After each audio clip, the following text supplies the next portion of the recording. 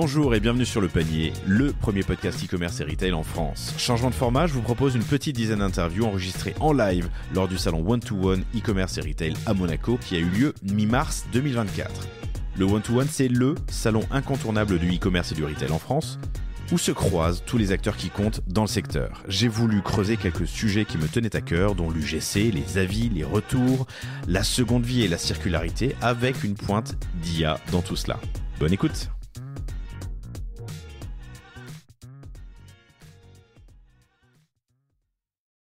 Salut à tous. Alors c'est la première capsule que j'enregistre sur ce One-to-One à Monaco en mars 2024, le One-to-One e-commerce et retail, dont le thème, on en parlera dans un instant, est sous pression, un commerce créatif et exigeant.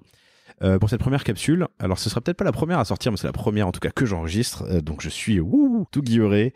Je reçois Mehdi qui est le cofondateur de Eline. Salut Mehdi, ça va? Salut Laurent, très bien et toi? Ouais, très bien. C'est quoi Eline? Alors, nous, Eline, donc on est une start-up basée à Paris, et ce qu'on va aller faire, c'est aider les commerçants à proposer une nouvelle expérience de retour pour permettre aux clients de demander un échange ou un avoir directement dans son expérience de retour. Et le but, en fait, c'est de faire en sorte que un client, quand il renvoie un article, plutôt qu'il demande un remboursement et qu'il reparte les mains vides, qu'il puisse choisir un autre article, une autre taille, un article plus cher, moins cher. Et du coup, on a construit la solution pour mettre ça facilement en place, notamment avec des marques fashion avec qui on travaille aujourd'hui. Eline.io, c'est fondé depuis quand? Eline.io, c'est fondé depuis début 2022, avec mon cofondateur qui lui est CTO dans l'équipe. Aujourd'hui, on est une belle quinzaine et on est très content d'être là. Donc vous venez de fêter vos 2 ans, une belle quinzaine. Vous êtes financé? On est financé. On a levé des fonds avec 2 fonds qui sont Headline et Sequoia Capital. Sequoia, le Sequoia? Ouais, le Sequoia, les Américains. Le Sequoia, ok. On a été les voir en Californie, donc c'était très sympa. Attends, c'est ouf ça. Ah non, Sequoia, chers auditrices, chers auditeurs, pour les. Alors c'est toujours un fonds incroyablement efficace aujourd'hui, mais il y a 30 ans, c'est les mecs qui ont financé la première vague, les Google et Facebook et autres. Alors j'ai pas la liste exacte, mais de la Silicon Valley, c'est ouf. Complètement. Et on les avait rencontrés en fait avec mon cofondateur dans leur bureau à Menlo Park. On avait rencontré notamment le cofondateur d'Instagram. Ok. Mais qu'est-ce que tu allais foutre à Menlo Park, toi, petite startup française qui va changer le monde parce que les retours, on les a partout dans le monde. Mais à Menlo Park avec Sequoia, comment t'arrives à avoir un rendez-vous comme ça? Vous avez fait un accélérateur comme on a fait un accélérateur qu'ils avaient qui s'appelle Arc Programme. Et du coup, on a fait ça et depuis ils ont investi chez nous, ils nous soutiennent au jour le jour et là ils nous aident notamment à ouvrir le marché américain. Donc c'est assez intéressant. En pratique, comment ça marche? Eline ou Sequoia? Eline. Non, Eline, la manière dont ça marche en fait, c'est que nous on va aller fournir l'interface de retour sur laquelle le client va dire ok, je vais rendre article A, B et C, et plutôt que de lui dire uniquement tu rends A, je vais te rembourser A, on va lui dire ok, tu rends A, pourquoi? Trop petit, trop grand? Dans ce cas-là tu peux prendre la bonne taille. Si il a pas aimé l'article, il peut changer contre un autre article complètement différent avec un système de recours qu'on mettra en avant, plus cher, moins cher. Et l'idée c'est qu'en fait vraiment de se dire que comme un magasin aujourd'hui, quand t'as un client qui aura un article, ton vendeur, il va pas lui dire, ok, la porte est là, je te rembourse et reviens recommander dans 10 jours. On fera la même chose en ligne. Ok, excellent. Comment ça marche? Business. Le business, nous en fait, on est un SaaS.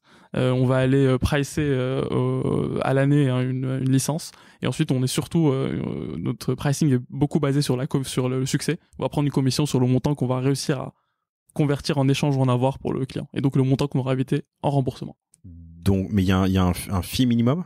Il y a un fee, ça dépend des volumes de la marque avec qui on travaillera. D'accord, mais donc il peut y avoir un fee minimum et ensuite c'est une commission sur les retours économisés en fait. Exactement, sur le remboursement évité. Le remboursement évité. Intéressant. D'où on vient dans cet univers, dans cette verticale, le retour? Tu peux me parler passé, présent, futur? Ouais, bien sûr. Passé, si tu veux, le retour, c'était le parent pauvre de l'expérience e-commerce au global.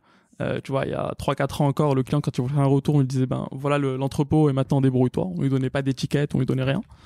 Aujourd'hui, c'est une expérience qui est pas mal. Donc, on va te fournir ton étiquette de retour. Il y a certains marchands qui vont réussir à récupérer la data du pourquoi tu rends, pouvoir la leverager derrière. Et le futur, en fait, c'est de se dire que aujourd'hui, tu es une marque qui a 30% de taux de retour. Ça veut dire que tu as 30% de ton trafic qui va passer par cette interface. Sauf qu'aujourd'hui, sur cette interface, ton client, tu vas juste lui dire, ok, tu veux rendre l'article A, je te rembourse 100 €, merci, au revoir. Nous, on va te permettre justement de retourner cette expérience et de dire au client, ok, tu renvoies A, pourquoi? Attends, ne repars pas. Prends un échange. Prends la bonne taille. Regarde cet article. Et vraiment, le but, c'est de se dire que c'est du trafic que tu as acquis, c'est des clients que tu as acquis, pour lesquels tu as dépensé des frais pour une livraison, pour un retour, et ainsi de suite. Et le but, c'est d'éviter de laisser repartir les mains vides. C'est vraiment ça notre motto. Ok. Comment ça s'intègre avec dans un univers éclaté en termes de distribution? Comment ça s'intègre avec du commerce unifié? Nous, en fait, aujourd'hui, on va permettre d'aller gérer aussi bien tes retours en ligne que tes retours en magasin. avec quand même un gros focus sur le retour en ligne. Soit on va dire à ton client, si tu veux retourner en magasin, ben voilà la liste des magasins où tu peux aller avec un store locator et ainsi de suite. Et par contre, si c'est en ligne, là justement, on aura tout notre très beau parcours de retour qui a été construit par mes équipes design et produits, que je remercie d'ailleurs. Ok. Et en magasin, en boutique, il y a une application boutique? En boutique, en fait, nous pour le moment, Tu te focalises sur le site. C'est ça, on se focalise sur le site. Et en fait, l'idée, c'est de se dire qu'en boutique, les meilleurs vendeurs, ça restera quand même les vendeurs en boutique. Et mais tu peux les rendre plus puissants, tu vois, tu peux les empower, pardon pour l'anglicisme, en leur donnant les outils, les conseils. C'est sur la roadmap. C'est sur la roadmap. C'est un gros sujet. En fait, en particulier, tu vois, nous aujourd'hui, on travaille surtout avec des marques et des retailers de plus en plus gros, des gros groupes qu'on a en prospect, des gros groupes qu'on a signés, et notamment une grosse marque qu'on mettra en live là dans un peu moins de 10 jours. Bah, je pense que non, tu veux pas le dire? Non, le dis pas. Le dis pas. On le gardera pour une belle annonce. Je pense que l'épisode le sortira après, mais ok. Et ouais, c'est un gros sujet qui a pour eux l'omnicanalité. Okay. Donc ouais. Qu'est-ce que t'as des chiffres? Qu'est-ce qu'on peut économiser? Ouais, bien sûr. Aujourd'hui, nous, si tu veux, on va te permettre d'aller reconvertir entre 20 et 30% de tes demandes de retour en échange ou en avoir. Donc c'est autant de CA en plus qui va rester chez toi. Et tu vois, nous aujourd'hui, il y a pas mal de marques à qui on parle, ils ont un taux de retour de 20-30%. Sauf qu'une marque qui a un taux de retour de 20-30%, ça veut dire qu'il y a 30% de son CA qu'elle rembourse chaque année. C'est massif. Et c'est une énorme perte. 20-30%, mais c'est pas des chiffres marché, ça c'est un max, c'est énorme. Mais un chiffre marché, c'est quoi? Non, un chiffre marché, c'est du 20-30% aujourd'hui. De retour? Oui, de taux de retour. Tu regardes du prêt-à-porter, luxe accessible, du prêt-à-porter homme, femme, enfin tu vois, toutes les marques qu'on a aujourd'hui, c'est du 20-30% taux de retour en ligne. Ok, prêt-à-p, homme-femme. Prêt-à-p, et sur d'autres verticales, sur d'autres... Prêt-à-p, t'as des chiffres pour qu'un e-commerçant qui nous écoute puisse comparer? Ouais, bien sûr. Sur du prêt-à-porter luxe accessible, donc à des paniers moyens à 200 € plus, on va être à 25-30% taux de retour. Sur du prêt-à-porter à peu près 100 € de panier moyen, on sera entre 15 et 20%. Là, tu as la lingerie qui est exactement dans le même niveau. Et après, tout ce qui est footwear, ça dépend si tu as des clients qui sont récurrents ou pas. Si tes clients sont pas récurrents, ton taux de retour il sera plus élevé. Mais tu vas être entre du 15 à 30% encore une fois. Non, c'est vraiment violent. Okay. Et clairement, c'est du chiffre d'affaires qu'il faut rembourser, échanger. C'est de la perte, quoi. Et d'ailleurs, putain, ça doit être chiant comptablement. Je me suis jamais posé la question, mais comptablement, quand tu l'enregistres. Écoute, c'est la question au million. C'est justement le gros sujet qu'on a dû craquer pour les gros marchands, puis qui ont besoin d'avoir des reporting qui fonctionnent bien. Et en fait, comptablement, c'est une nouvelle vente qu'on va aller permettre d'enregistrer directement dans ton CMS. Ok, hyper intéressant. On a croisé, on le salue, mais Arnaud Molin un peu plus tôt, qui est le fondateur de Champ Market, qui a une place de marché qui vend des champagnes formidables, qui lui nous disait, moi j'ai un taux de retour 0. Il peut les compter sur les doigts d'une main. 15 à 30% en fonction des verticales, c'est vraiment énorme et c'est du chiffre d'affaires complètement perdu. Est-ce que tu peux, pour les auditeurs, nous partager 3 insights, ou en tout cas sujets à maîtriser, sur le sujet du retour pour l'année qui vient? Ouais, complètement. Déjà, je vais commencer par indiquer qu'on a fait et publié un livre blanc récemment. Donc, je vous invite à aller le récupérer et télécharger depuis notre site eline.io, qui vous donnera les taux de retour, les best practices, comment est-ce que vous pouvez analyser votre parcours de retour. Donc ça c'est le premier élément vers lequel je redirigerai, j'en profite. Eline, ELYN.io. Et pour répondre à ta question, aujourd'hui, si tu veux, autour des retours, tu as 3 enjeux. Tu as le premier enjeu qui est évidemment financier, et qui dit que aujourd'hui, quand tu proposes que du remboursement, tu vas aller perdre 20 à 30% de ton CA en ligne. Et le but, c'est qu'en transformant ça en échange, c'est du sac, tu recaptures. Premier sujet. Le deuxième sujet, c'est un truc qui a été lancé par H&M et Zara notamment. C'est ce que tu es en train de voir aujourd'hui sur le fameux débat du retour gratuit ou pas gratuit. Et en fait, si tu veux, jusqu'ici, on proposait du retour gratuit parce qu'en fait, c'était que la seule option qui était disponible, et on n'allait pas dire au client, si tu t'es trompé de taille, je vais te pénaliser, je vais te faire payer ton retour. Et là, ce qui est super intéressant, c'est que si tu regardes le marché, tu as H&M et Zara qui ont commencé à faire payer le retour. Donc ils te disent, si tu fais un retour, je te fais payer 2 ou 3 € de frais de retour. Et si par contre tu fais un échange ou en avoir, là tes retours ils sont offerts.